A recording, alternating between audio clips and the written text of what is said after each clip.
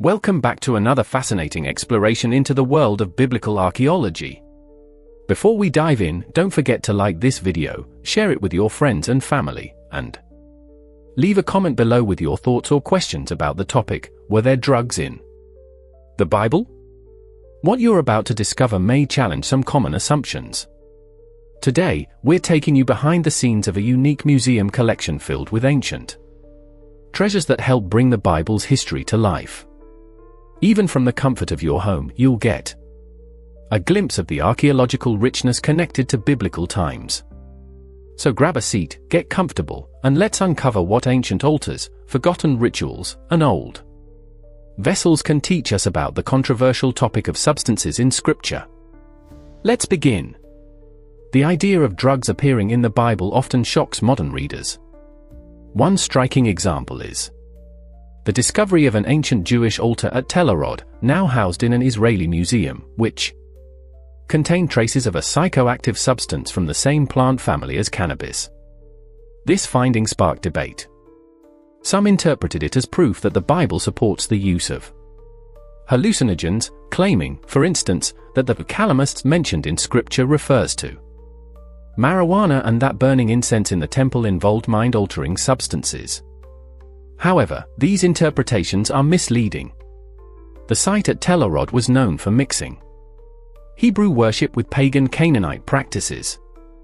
It represented a time of spiritual rebellion in Israel's history, even involving the absurd belief in a wife for the Lord. This was not part of the official, God-ordained religion practiced in Jerusalem. It was a corrupted, unauthorized form of worship during a period of apostasy. But what exactly was found at Tel Arod? And how should it reshape our understanding of ancient religious practices? At the Tel Arod archaeological site, once a military outpost in the desert, researchers uncovered a small sanctuary with two altars, one presumed to be dedicated to the God of Israel, and another potentially linked to a pagan goddess, possibly imagined as his wife during a time of religious corruption. Traces of a dark substance were found on one of the altars and later analyzed in a laboratory. The results revealed the presence of cannabis. This means that incense burned there likely contained psychoactive elements used during religious rituals. But it's crucial to understand, this was not part of official temple worship in Jerusalem. The Tel Arod cult was a syncretistic practice, blending Hebrew beliefs with pagan rites. It represented a spiritual deviation, not divine instruction. What happened at Tel Arod was, in essence, a distortion of true worship, an unauthorized alternative created for soldiers far from Jerusalem's temple. But cannabis wasn't the only substance used in ancient times. What other psychoactive plants influenced ancient cultures, and how did they affect rituals, medicine, and even biblical events? Despite modern claims suggesting otherwise, the Bible does not endorse the use of hallucinogens. Some theories propose that biblical incense contained marijuana or that the cannabis mentioned in Scripture was actually cannabis. These interpretations, however, are speculative and unsubstantiated. While it's true that cannabis residues were discovered in Tel Arod, these were tied to a corrupted, syncretic form of worship, not the true religious system established in the Bible. Associating such practices with divine approval distorts the biblical message. In fact, the official temple in Jerusalem followed strict guidelines that excluded mind-altering substances. The Bible consistently upholds clarity of mind as a prerequisite for spiritual communion and prophetic understanding. But if the Bible doesn't endorse drugs, how did ancient cultures around Israel use them, and what surprising connections do they share with stories found in Scripture? One of the most important plants linked to ancient psychoactive use was the poppy.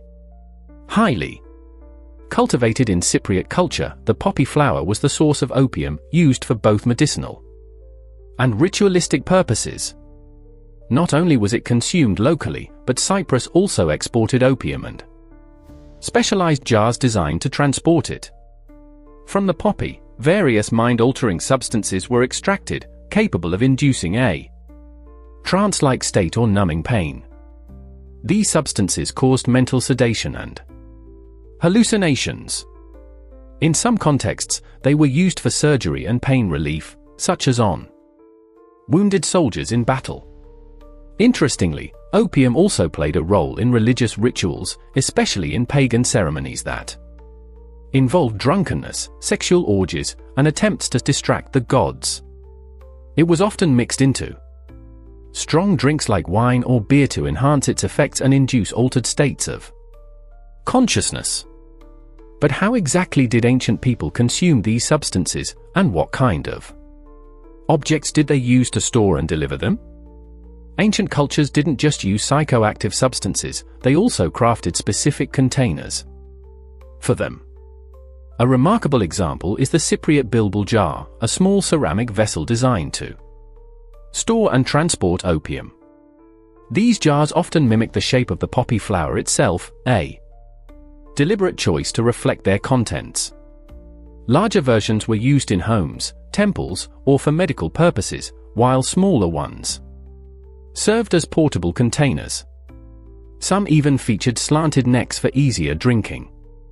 When turned upside down, the jar's form resembled the poppy's distinctive bulb and stem, a subtle but intentional design. The practice was so widespread that the Israelites eventually created imitations of these Cypriot jars. Though simpler in style, they preserved the same poppy-like structure and function. These vessels held both liquid opium and incense, sometimes burned at the base to release hallucinogenic fumes for inhalation. But what deeper meanings did these shapes carry? And how did such designs influence the way people experienced spiritual encounters? Ancient civilizations developed multiple methods for consuming psychoactive substances, especially opium derived from the poppy. One common technique involved scraping the latex from the plant and mixing it with wine or strong fermented drinks. This mixture created a powerful sedative effect, used both medically and ritually. In other cases, the entire flower was crushed into a powder and dissolved into alcohol.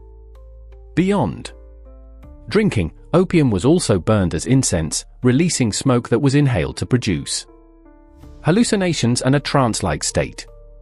Specially designed vessels often featured a dual purpose. They held the liquid inside and provided a base for burning the incense, inhaling the vapors while simultaneously drinking the opium mixture amplified the effects, making the user highly susceptible to mystical visions or emotional detachment. But were these altered states seen as divine encounters or dangerous deceptions? What does the Bible reveal about true spiritual clarity versus drug-induced illusions? Several Bible verses indirectly reference substances that may have been associated with mind-altering effects. For instance, Jeremiah 8 verse 14 and Jeremiah 9 verse 15 mention poisoned water or bitter water, likely referring to drinks mixed with poppy-based compounds. The Hebrew term maim rosh, literally water of the head, is interpreted by some scholars as an allusion to hallucinogenic infusions. In Deuteronomy 29 verse 18, God warns against the presence of a root that produces bitter and poisonous herbs, possibly referring to poppy plants, known for their head-like flower structure. This expression, rosh, reappears in various forms and may hint at psychoactive substances used in foreign rituals.